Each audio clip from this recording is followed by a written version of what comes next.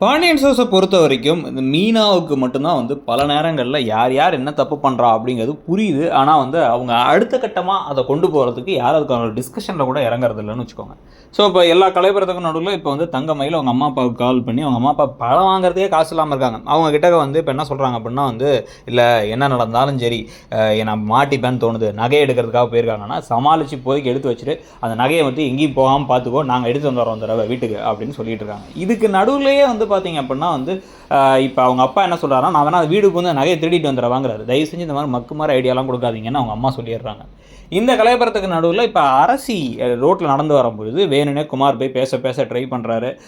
அப்பத்தா தான் அவன்கிட்ட பேச சொன்னாங்கலாம் அங்கே சொல்லி பார்க்குறாரு. இவங்க ஆனால் பதிலே சொல்லாமல் வர கரெக்டாக அங்கே செந்தில் வந்தவர் அவர் திட்டி அவனை அனுப்பிவிட்டு, அவன்கிட்டலாம் எதுக்கு நீ பேசிகிட்டு இருக்க, தனியாலாம் ஒன்றும் வர வேணாம், இனிமேல் நாங்கள் ஒன்று ட்ராப் பண்ணுறோம் அப்படின்னு சொல்லிடுறாரு.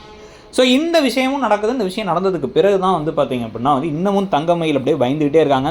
இப்போ ராஜி வந்து நியூஸ் பார்த்துட்டு இருக்காங்க, எப்படியாச்சும் கண்ணை மாட்டினாங்கிற நியூஸ் வரும்னு பார்க்க உடனே வந்து அதை பற்றி தனிப்படலாம் அமைக்க மாட்டாங்களான்னு அவங்க முரட்டு காமெடி பண்ணிகிட்டு இருக்கும் பொழுது நேராக ரூமுக்குள்ள மீனா இதை கேட்டுறாங்க. மீனாவுக்கு இந்த விஷயம்லாம் தெரிஞ்சிருச்சு. எதுக்கு போலீஸ் கம்ப்ளைண்ட்லாம் கொடுத்த அப்படின்னு கேட்டுட்டு இருக்கும் போதே நகையை தூக்கிட்டு இவங்க வந்துட்டாங்க. ஆனால் அவங்க மாமியாரை திட்டிட்டு வந்தாங்க குழலி. ஆனால் அது நம்மளை தான் சொல்கிறாங்க போல, நம்ம குடும்பத்தை தான் சொல்கிறாங்க போலன்னு தங்கமயில் பயப்பட அந்த நகையை எடுக்க விடாமல் அப்புறம் எடுத்துக்கலான்னு உள்ளார கொண்டு போய் பீரோக்குள்ள வச்சிடுறாங்க கோமதி. இப்போ அவங்க முழிச்சிட்டே இருக்கும் பொழுதே டவுக்குன்னு வந்து பார்த்தா வேகமாக எல்லாத்தையும் கூப்பிடுறாரு பாண்டியன். கூப்பிட்டு ராஜியை பார்த்து எதுவும் வீர சாகசம் பண்ணியா, உண்மையை சொல்லு அப்படின்னு கேட்டுட்டு இருக்காங்க.